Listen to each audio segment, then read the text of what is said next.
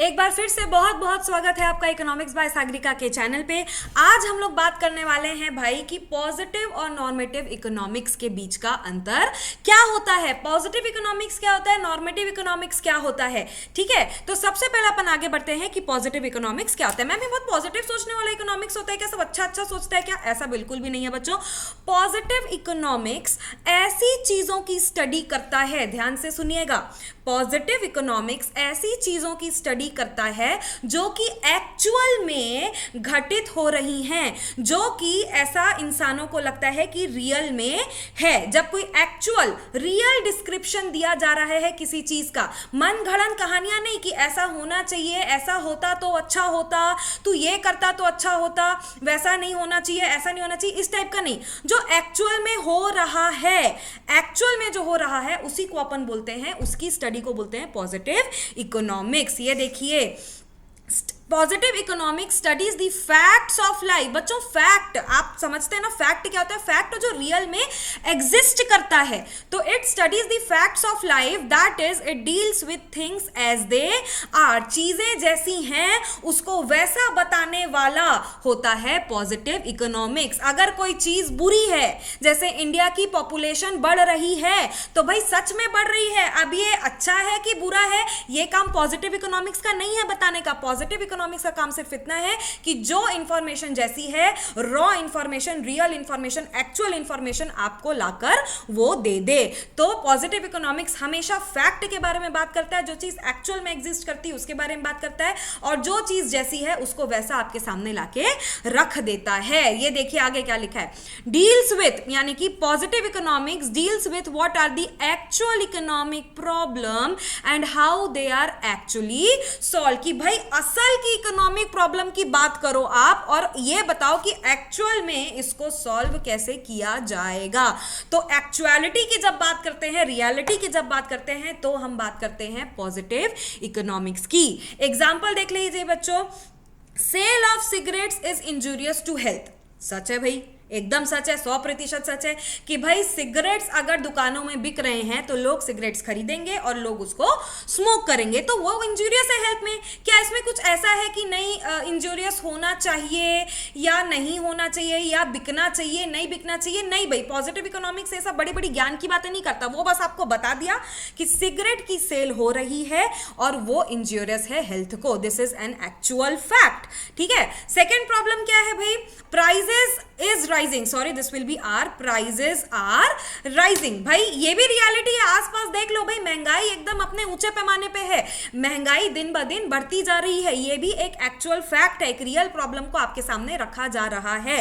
तो इस तरीके की एक्चुअल प्रॉब्लम्स के बारे में बात करता है पॉजिटिव इकोनॉमिक्स। ठीक है, अच्छा एक और बात बच्चों, कभी भी पॉजिटिव इकोनॉमिक्स को सच से कंफ्यूज मत करना कि भाई कोई चीज पॉजिटिव इकोनॉमिक्स है तो वो सच भी होगी, ऐसा बिल्कुल भी नहीं है। ये हम समझते हैं एक एग्जांपल के साथ। पारस नाम का एक लड़का था, कौन से नाम का? पारस नाम का एक लड़का था, जो कि बोला कि भाई भाई अनुभव, इंडिया जो है ना वो एक बहुत ही पॉपुलेटेड कंट्री है। India is the, Paras says that India is the most populated country in the world. तो अनुभव बोलता है कि भाई भाई पारस तू गलत बोल रहा है, China is the most populated country in the world. अनुभव बोल रहा है कि इंडिया नहीं, चाइना है वर्ल्ड की सबसे पॉपुलेटेड कंट्री।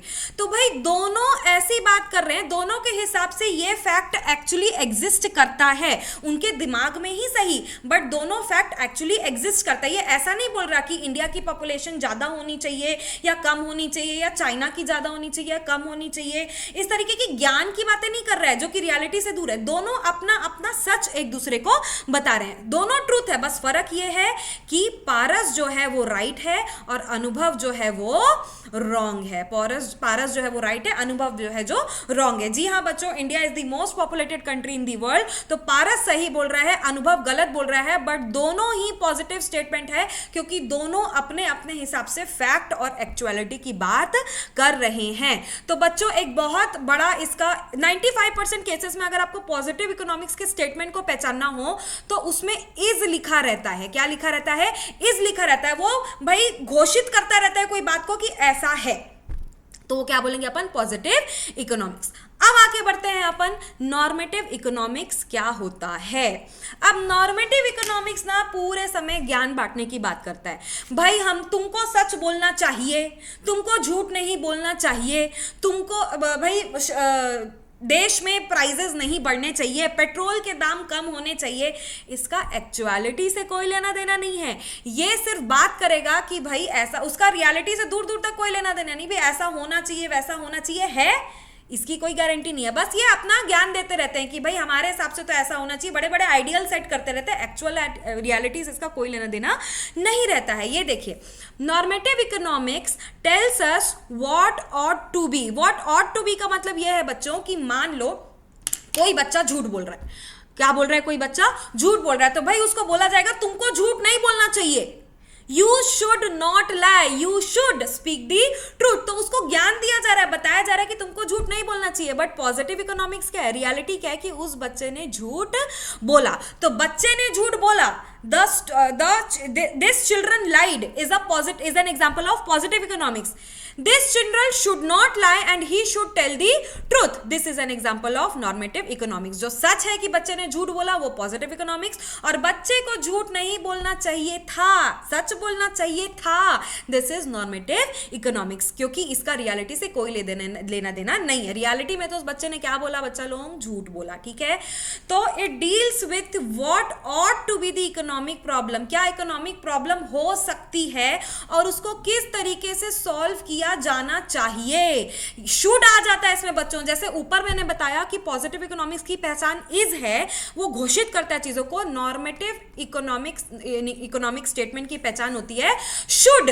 भाई बचपन से बोलते ना, we should speak the truth, we should go to bed early, we should rise early. तो शुड ज्ञान देने वाली बात है, आप कर रहे हो नहीं कर रहे हो, एक्चुअली में उससे इसका कोई लेने देना नहीं है। तो नॉर्मेटिव इकोनॉमिक्स की पहचान, बहुत बड़ी पहचान होती है शुड। 95% ऑफ क्वेश्चंस में आप शुड देख के ही नॉर्मेटिव इकोनॉमिक्स पहचान जाओगे। जैसे ये देखिए ऊपर क्या लिखा था कि India is the most populated country of the world, तो वो सच है, एक्चुअल फैक्ट है। यहां पे क्या लिखा है, India should not be an over populated country. India को ओवर पॉपुलेटेड नहीं होना चाहिए। भाई ज्ञान की बात कर रहा है, रियलिटी की बात नहीं कर रहा है, वो बस बता रहा है कि ऐसा होना चाहिए, आइडियल सेट कर रहा है ना। नेक्स्ट क्या है, ऊपर क्या लिखा था कि प्राइजेस आर राइजिंग, प्राइस जो है वो बढ़ रहे हैं, वो सच्चाई थी, पॉजिटिव इकोनॉमिक्स था। बट यहां पे क्या लिखा हुआ है, प्राइजेस शुड नॉट राइज, यानी कि प्राइजेस नहीं बढ़ने चाहिए। अरे भाई बढ़ तो रहे हैं, तो वो पॉजिटिव। जो बोल रहा है कि नहीं बढ़ने चाहिए वो तुरंत किस में आ जाएगा, नॉर्मेटिव में आ जाएगा। आई होप बच्चों आपको ये अच्छे से समझ में आएगा कि पॉजिटिव और नॉर्मेटिव के बीच का डिफरेंस क्या है। अगले वीडियो में हम अच्छे से पॉइंट वाइज देख लेंगे कि एग्जाम में अगर ये क्वेश्चन आता है तो आपको किस तरीके से पॉइंट वाइज इसको डिफरेंशिएट करना है। मिलते हैं नेक्स्ट वीडियो में बच्चों, थैंक यू सो मच।